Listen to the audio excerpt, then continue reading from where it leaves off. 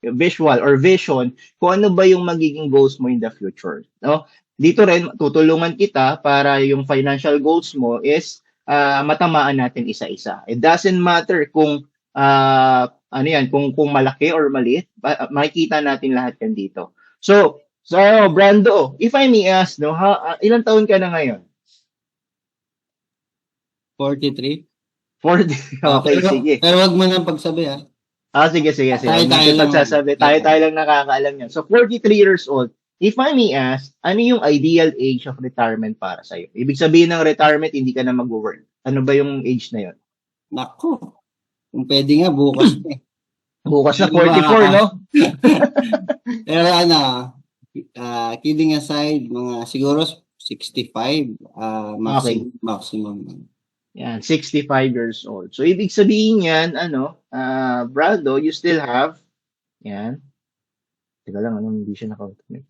You still have 22 years para doon sa retirement age mo. No? Ibig sabihin yan, hindi ka na mag-work and you are living na magpa-passive income na lang. No? So, mamaya aalamin natin what is your magic number. So, dito may nakikita ka na 3 allocations.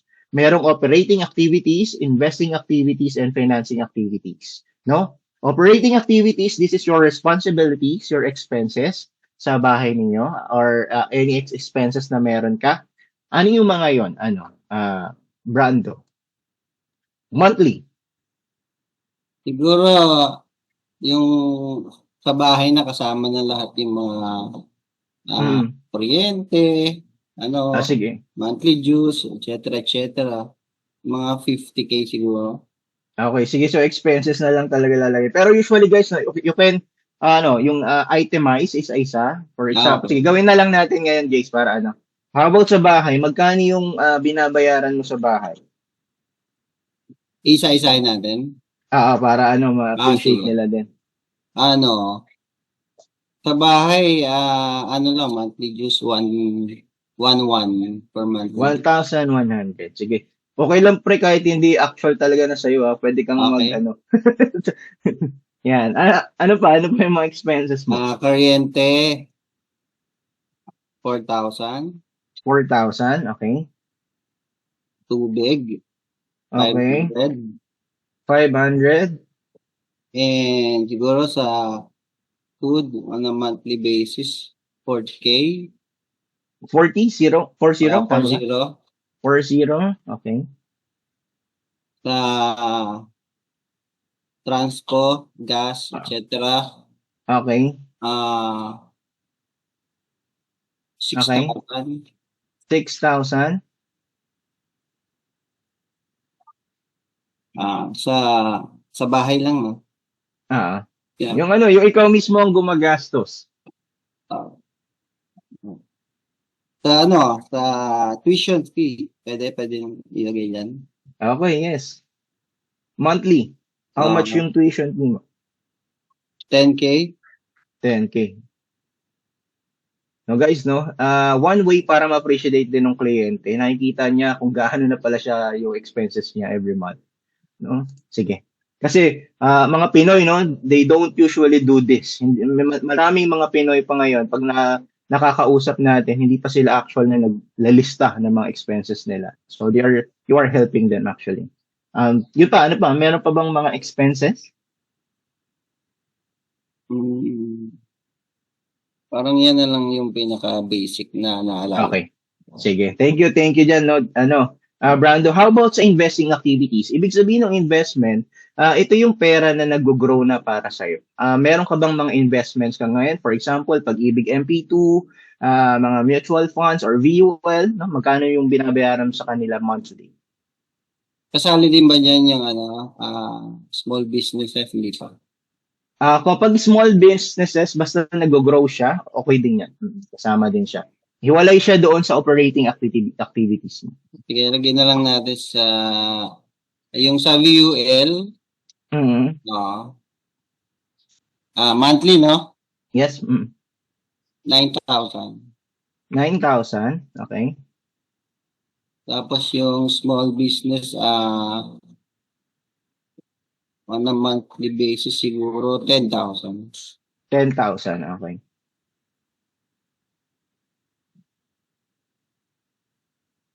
Tama ako, yun yung cost. Yun yung nilalabas ko, hindi yung nakukuha Yes, ko. oo. Yeah. For investment, yes. Ayan lang. Okay. How about dito sa financing activities? Financing activities, meron ka bang mga pinag-iipunan na bahay, savings, or any, yung car, or any financial goals na pinag-iipunan mo? Magkano yung nilalaan mo sa kanya every month? How Pay about for savings? monthly basis din, no? Mm-mm. 5,000. 5,000. Okay. Wala naman iba pang. Ayun, sige. So, thank you for answering ito, no, Brando. So, as you can see, there are three allocations ng pagbabudget natin or proper money management. This is a 60-20-20 rule. Ibig sabihin nito, 60% of your income kailangan napupunta doon sa operating activities, 20% ito yung dapat na ini-invest mong pera for the future, and 20% pwede mong itong for savings mo, emergency fund, and para hindi ka rin na-deprive sa sarili mo. Kasi mostly ng mga tao, kapag nagsisave sila, medyo nade-deprive nila yung sarili nila. So, you can use this allocation para doon. So, play fund, no? So, if I may ask you, no, Brando, how much is your monthly net income? Para makita natin kung healthy or unhealthy, how much is your monthly net income? 80. 80,000. Yan, okay. So, lalabas itong mga figures na ito. So, sabi ko nga kanina, this is a 60-20-20 rule. So, dito sa operating activities mo, ang 60% of 80,000 is 48,000. Ngayon, nakakagastos ka ng 61,600. So, ibig sabihin, nag-i-exceed ka ng 13,600. Yan. So, dito naman sa investing mo, 20%, ang amount na dapat na ini-invest mo ay 16,000, pero nag-i-invest ka ngayon ng 19,000. So, ibig sabihin yun, wala na siyang natitira. Dito naman sa savings mo, financing activities, ang recommended limit mo ay 16,000, pero ang nagagamit mo lang dito is 5,000. So, meron ka pang natitira. So, anong ibig sabihin nito, no? So, guys, no, just to i-assess na natin yung mga bagay-bagay dito kay Brando. So, kung ako yung financial advisor, makikita ko kung ano yung help na dapat na ibigay ko sa kanya. Pero, pwede ka na rin mag-add value. Sabihin mo, Mr. Client, as you can see, no, yung 80,000 mo this month, dahil nga meron tayong 4% inflation rate or yung pagtaas ng bilihin kada taon, ang future value niyan kapag 65 years old ka na is 189,000. Malaki po ba, sir? Yan, malaki na. Malaki siya, no? So, ibig sabihin nun, we have to anticipate yung value ng pamumuhay by that time, sir. Kasi we cannot control inflation, pero we can do something about it. No? At pwede natin siyang i-beat, pwede natin siyang kalabanin.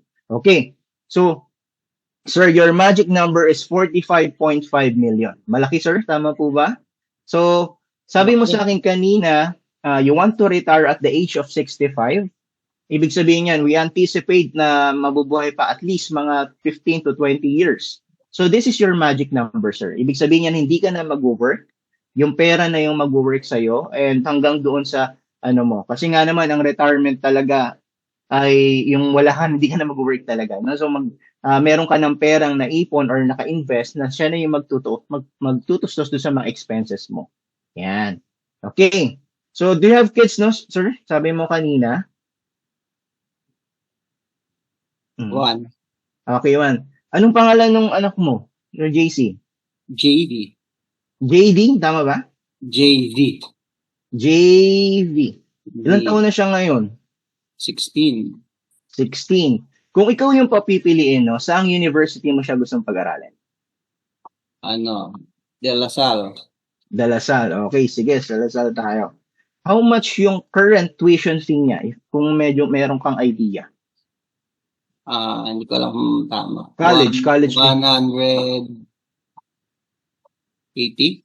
180,000 per year, no? Tama? Percent, yata yan. Ewan ko. Okay, percent. Kung percent, that's 360, no? Tama ba? Grabe, ayaw lang mag-anak, no? So 360,000. So, makikita mo na dito, sir, na yung tuition fee niya by age 18 at yung educational fund na kailangan mo is 1.6 million. Saan po ba to binase?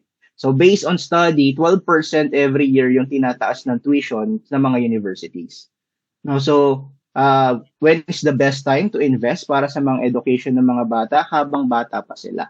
So yung tuition fee today, no, this year 360,000, kapag nag-18 na to si JV, which is after 2 years, magiging 408 na yan. And para masustain yung 4 years education ni JV, ano na siya, kailangan mo ng 1.6 million.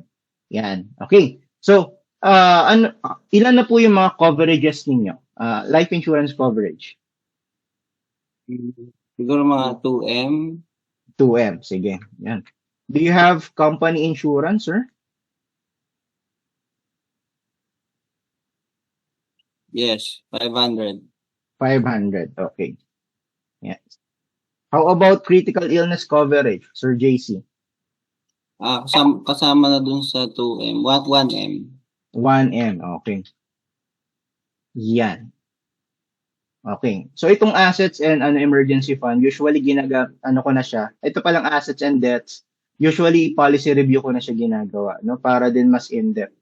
Pero for initial plan niya, pwede niyo ito na lang muna. So lahat ng numbers na yan lalabas. So diniscuss mo na sa kanya yung retirement fund niya. Itong sa protection requirements, so Sir JC, ang recommended life insurance coverage for you is 9.6 million. Ano ba yung ibig sabihin yan, sir? Ibig sabihin yan, 10 years mong may po-provide sa family mo yung pangangailangan nila without you. So that's the beauty of life insurance. So imagine, sir, kumbaga based on study kasi 10 years para makakope ang isang family kapag nawawala na yung isang provider or breadwinner. So this will sustain them for 10 years. Yeah. And critical illness coverage, actually, sir, mababa itong 2 million. Kasi ang dami ng sakit ngayon na sobrang mahal. No? So, ang actual mo is 1 million, pero ang recommended is 2 million pesos. So, upon seeing these figures, Sir JC, no? So, just to assess din itong operating activity, sir, we have to cure itong 13.6 na exceed mo. No? Dito po ba sa mga expenses na to, meron kang pwedeng bawasan? Siguro, sige. 40%? Mga, ilan ba? 40% ng 13.6. Oo, kasi sir, ang exceed mo. 5,000, sabi ko nga rin, 5,000. Saan mo siya ibabawas, sir? Yung food po ba or yung ano? So guys, no, kasi pag ina-assess mo yung gantong numbers, walang natitira sa kanya. Dito napapasok yung pagiging financial advisor mo talaga. Na hindi ka mag-offer ng plan, pero itutulungan mo siya na makapag properly manage muna ng pera niya. So ganun yung mangyayari niya. Kasi yung iba, may natitirang excess dito, so sasabihin mo sa kanya, sir, you still have 10,000 excess pagdating dito sa operating activities. So ibig sabihin niya, sir, it's a good number. You can accept responsibilities in the future pa. Pero huwag ka nang lalagpas ng 10,000. Yan. So sa investing activities naman, for example, may nag-exceed sa kanya na merong amount not invested na, for example, 5,000. Doon mo na kukunin yung next plan niya. So sir, meron kang not invested na 5,000 pesos dito sa investing activities. Given these numbers, no? You have the life insurance coverage, which is 2 million, 2.5 million, pero may insurance gap pa po tayo na 7.1. You have here your retirement fund na 45.5 million, pero pwede na nating mabawasan yan since you have VUL and you have, siguro sir, meron kang provident plan, ganyan. And ano yung gusto mong i-prioritize sa ngayon using your 5,000 pesos? Yan. So yun yung question. No? So binabato natin sa kanya na yung budget niya na may natira, for example, 5,000, ano ba yung gusto niyong gamitin? And then, doon na tayo magbibigay ng solutions para sa kanya. Kasi, pag nakita niya to, no, for example, ito, education ng bata, insurance, health insurance niya, life insurance niya, retirement niya, sobrang holistic na nung approach nung financial coaching worksheet na to. No? So, kung halimbawa na ganito man, yung kagaya nung kay Brando na hindi man okay, unhealthy yung kanyang operating activities, mag-aano kayo? Medyo magpag-uusapan nyo. So, sir, I understand na gusto niyo pong magkaroon ng plan sa ngayon, pero sir, mahihirapan kayo in the future, no? So ibig sabihin niyan sir, you cannot sustain a plan anymore, pero pwede kitang matulungan as a financial advisor para ma-correct po ito. So sa ngayon po ba, with your current expenses, ano po yung mga pwede niyong bawasan? Or baka meron pa po kayong another source of income na pwedeng i-add po dito.